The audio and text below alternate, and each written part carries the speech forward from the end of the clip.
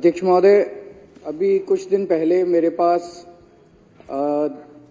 दो एमएलए आए अलग अलग,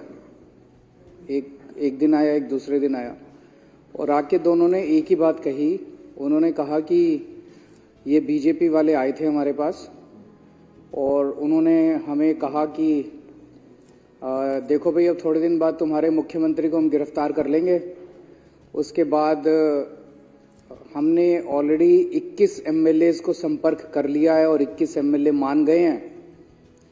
पार्टी छोड़ने के लिए और उसे संपर्क कर रहे हैं। तो तुम भी 25 करोड़ रुपए देंगे और तुम भी आ जाओ पार्टी में और हम अपनी टिकट से तुमको बाद में चुनाव लड़ा देंगे, और अगर कुछ और चाहिए हो तो बता दो। तो उन दोनों ने आके बताया जी हमने तो इसको एक्सेप्ट नहीं किया, उनको मना कर दिया। फिर हमने एक एक एमएलए से बात करके, फोन करके संपर्क किया तो पता चला कि 21 तो नहीं, 7 एमएलए को इन्होंने संपर्क किया था बीजेपी वालों ने। तो पिछले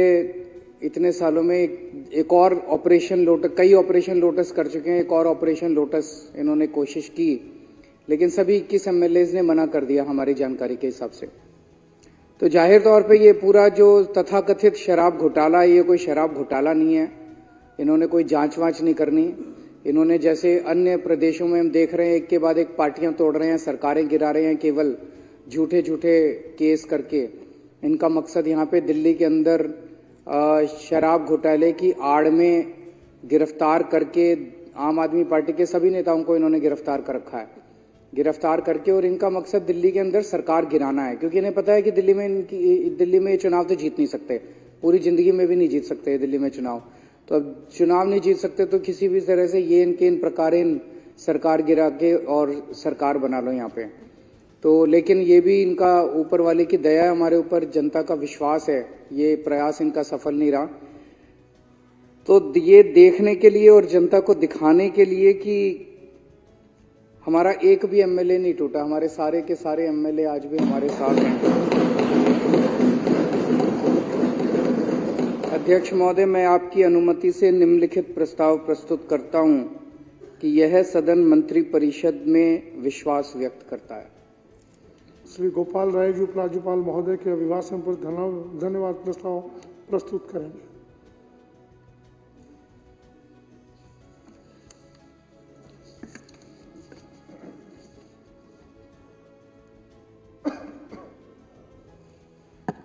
माननीय अध्यक्ष महोदय, कल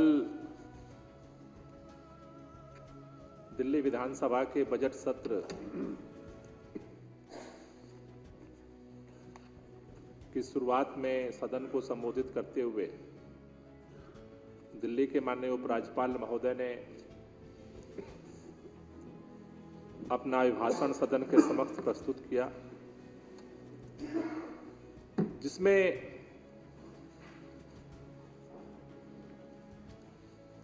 दिल्ली के अंदर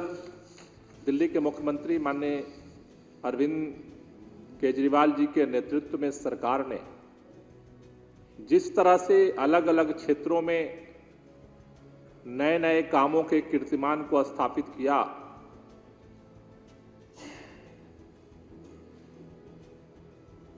माननीय उपराज्यपाल महोदय के अभिभाषण ने यह सदन के माध्यम से पूरे दिल्ली के लोगों के समक्ष एक संदेश देने का काम किया है।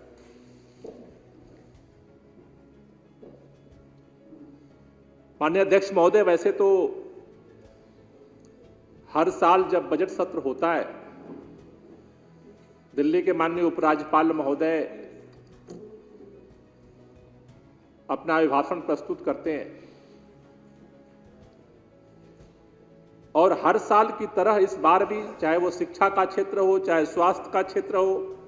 चाहे अर्थव्यवस्था का क्षेत्र हो, चाहे सामाजिक क्षेत्र हो, चाहे बुनियादी ढांचे का क्षेत्र हो, चाहे महिला सुरक्षा का प्रश्न हो, चाहे बिजली का हो, पानी का हो, सार्वजनिक प्रणाली का हो, प्रदूषण का हो, दिल्ली के जुड़े हुए हर मसले पर सरकार निरंतर जिस तरह से उत्तरोत्तर अपने काम के गति को आगे बढ़ा रही है, उसका एक संक्षिप्त लेखा जोखा कल माननीय उपराज्यपाल महोदय ने सदन के समक्ष प्रस्तुत किया। लेकिन अध्यक्ष महोदय, इस बार का अभिभाषण और पिछले एक साल के सरकार के कामकाज का महत्व इसलिए कई गुना बढ़ जाता है कि दिल्ली के अंदर दिल्ली केंद्र शासित राज्य होने के कारण पहले से ही इसके अधिकार क्षेत्र में केंद्र शासित राज्य का जो कामा था वो पहले से लगा हुआ था। लेकिन अध्यक्ष महोदय, भारतीय राजनीति के इतिहास में दिल्ली के विधानसभा, दिल्ली की चुनी हुई सरकार के अधिकारों को जिस तरह से सुप्रीम कोर्ट के 5 सदस्यीय जजों के फैसले को भी पलटते हुए केंद्र सरकार ने दिल्ली सरकार के संचालन और काम करने के अधिकार का जिस तरह से अंग्रेजों की हड़प नीति के तहत अतिक्रमण किया, पार्लियामेंट के अंदर कानून पास करके, पहले ऑर्डिनेंस के माध्यम से फिर कानून बना करके दिल्ली की सरकार को पैरालाइज करने के लिए, ठप करने के लिए कानून का भी सहारा लिया गया। अध्यक्ष महोदय, न सिर्फ कानून का बल्कि दिल्ली के अंदर केंद्रीय एजेंसियों ईडी और सीबीआई के द्वारा जिस तरह से आज दिल्ली के हर काम को ठप करने के लिए, सरकार को ठप करने के लिए निराधार गिरफ्तारियां की जा रही, जिस तरह से दिल्ली के अंदर हर उस काम को जिसको सारे चक्रव्यूह के बाद रोका नहीं जा सकता, उसको एक जांच के बहाने सीबीआई को भेजा जा रहा है, हर काम को ठप किया जा रहा है, पूरे अधिकारियों को डराया जा रहा है, धमकाया जा रहा है। जो भी काम करना चाहता है अधिकारी, नए नए तरह के दबाव बनाए जा रहे हैं। ऐसे दौर में जब केंद्र की सरकार दिल्ली की सरकार को पूरी तरह से घेर करके चक्रव्यूह में ठप करना चाहती है, ऐसे दौर में अगर दिल्ली के अंदर काम के गति को आगे बढ़ाने का पिछले साल अगर नए नए कीर्तिमान स्थापित हुए हैं तो ये केजरीवाल और पूरी दिल्ली सरकार और लेफ्टिनेंट महोदय के इस अभिभाषण के लिए मैं उनको तहे दिल से धन्यवाद करना चाहता हूं कि सरकार ने विपरीत परिस्थितियों में काम करने का काम किया।